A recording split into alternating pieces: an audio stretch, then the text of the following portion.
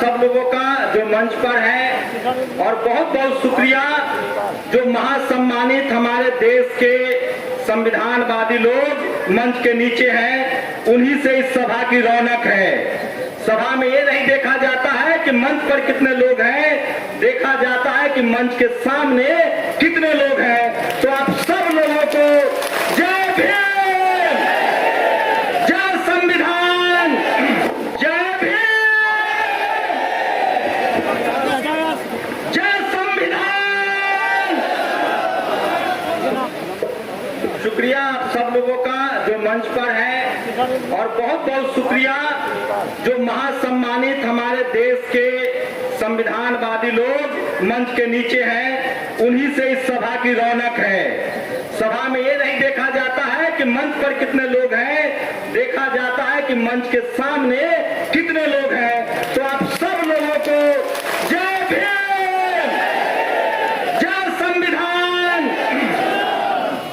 पेशे से पत्रकार हूं, लेकिन इस देश में सबको बोलने की आजादी है। मैं 2 ही बातें कहना चाहता हूं, टाइम बहुत कम है और बोलता भी टाइम हूं। बंदे जी को घबराने की जरूरत नहीं है। अगर इस देश में संविधान नहीं होता तो यकीन मानिए हमारे शरीर पर कपड़ा नहीं होता, यकीन मानिए हमारे सर पर छत नहीं होता, और यकीन मानिए आज के हालत में जब संविधान है तब इस देश में कोई हमारे भाई के शरीर पर पेशाब कर देता है, कोई घेर के मारता है, जो कि हम संविधान के तौर पे एकजुट नहीं हो पाए हैं। कब तक बर्दाश्त करेंगे हम? हमारे बाप दादाओं का देश, सड़कें हम बनाते हैं, बिल्डिंगें हम बनाते हैं, अनाज हम उपजाते हैं। इस देश में मंदिर, मस्जिद, गुरुद्वारा, गिरजाघर भी हम बनाते हैं, लेकिन हमारे साथ 2 दर्जे का व्यवहार होता है।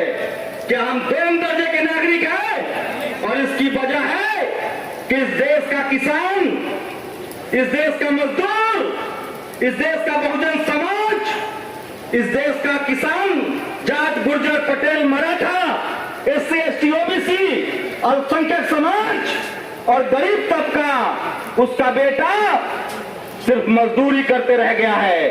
उसको साजिश के तहत स्कूल कॉलेज नहीं जाने दिया गया है। आपको संविधान का अधिकार तभी पता चलेगा जब आप स्कूल कॉलेज जाएंगे, और तभी आप दहाड़ेंगे। और आप तय कर लीजिए आज, जब तक आप अपने बच्चों को मीडिया, जुडिशियरी मतलब जज नहीं बनाएंगे, कॉलेज यूनिवर्सिटी नहीं भेजेंगे, ब्यूरोक्रेसी में नहीं भेजेंगे, बिजनेसमैन नहीं बनाएंगे, फिल्म में नहीं भेजेंगे, स्पोर्ट्स में नहीं भेजेंगे, तब तक आपका अधिकार छीना जाता रहेगा। और इस सब अधिकारों को पाने का एक ही रास्ता है, वोट का रास्ता। बाबा साहेब ने हम सबको, इस देश में मनुवाद लागू था, मनुस्मृति लागू थी, बाबा साहब ने सबको खत्म करके संविधान लागू किया, और संविधान में सब बराबर है, सबको एक वोट का अधिकार है। उस वोट का इस्तेमाल कीजिए, और जो आपके आने वाली नस्लों के लिए, इस देश के किसानों के लिए, मजदूरों के बच्चों के लिए स्कूल के दरवाजे खोले, नौकरियों के दरवाजे खोले, आपकी जिंदगी बेहतर बनाए, आपके देश की सेना को बेहतर करे, उन्हीं लोगों को चुनिए, तभी इस देश में संविधान लागू होगा। क्योंकि बाबा साहब ने कहा था, किसी देश का संविधान जितना बेहतर हो, वो तब तक बेहतर नहीं हो सकता है जब तक उसको चलाने वाले बेहतर न हो। इसलिए संविधान को बेहतर तरीके से चलाने वाले लोगों को भेजिए, जो संविधान में भरोसा रखते हैं।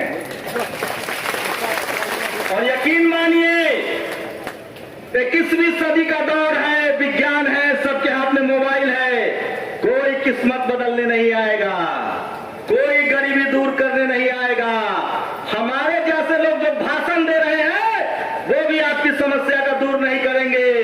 वो दूर करेगा आपका संविधान, और उस संविधान से मिले आपकी ताकत। और उसके लिए जरूरी है कि स्कूल कॉलेज की तरफ बढ़िए। इस देश की सेना, इस देश के जवान, इस देश के किसान, इस देश के मजदूर और इस देश के मेहनत कश लोगों को हाथ मजबूत कीजिए। और जाते जाते एक बात और कह रहा हूं, 5 मिनट होने वाला होगा।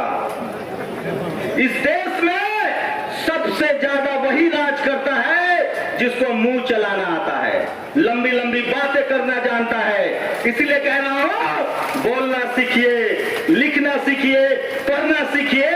और बहुजन समाज, किसान, SC ST OBC, मजदूर, गरीब, जब तक उसके बच्चे बोलना नहीं सीखेंगे, लिखना नहीं सीखेंगे, तब तक आपको न्याय नहीं मिलेगा। देखा आपने मीडिया की ताकत? टीवी अखबार नहीं है इस देश के 90% लोगों के पास। किसानों के पास टीवी नहीं है, SC ST OBC के पास टीवी अखबार नहीं है। आपके अधिकारी हो, कर्मचारी हो, सब डर सहन के काम करते हैं क्योंकि हम एकजुट नहीं है। संजोग से हमारे पास सोशल मीडिया आया है। आपसे गुजारिश है, सोचिए मध्य प्रदेश के गांव में एक आदिवासी समाज के युवा पर चेहरे पर किसी ने पेशाब किया, आपकी ताकत थी, सोशल मीडिया की ताकत थी कि उसको जेल जाना पड़ा और मुख्यमंत्री को पैर धोना पड़ा। ये ताकत है मीडिया की। इसलिए आपसे गुजारिश है, कोई किस्मत बदलने नहीं आएगा, आपको अपनी किस्मत बदलनी है। संविधान को आत्मसात कीजिए, लिखना, पढ़ना और बोलना शुरू कीजिए। उसी दिन आपकी गरीबी दूर हो जाएगी, आपके सर पर और छत आ जाएगा और आप सम्मान की जिंदगी जीने लगेंगे। मैं संविधान से सहमत हूं और मैं चाहता हूं कि ये देश पूरी तरह से संवैधानिक रूप से चले। और इसके लिए जरूरी है कि जो लोग संविधान मानते हैं, संविधान में आस्था रखते हैं, संविधान में भरोसा रखते हैं, उनको चुनकर भेजिए। और हमारा एकमात्र ग्रंथ है संविधान। जय संविधान। शुक्रिया।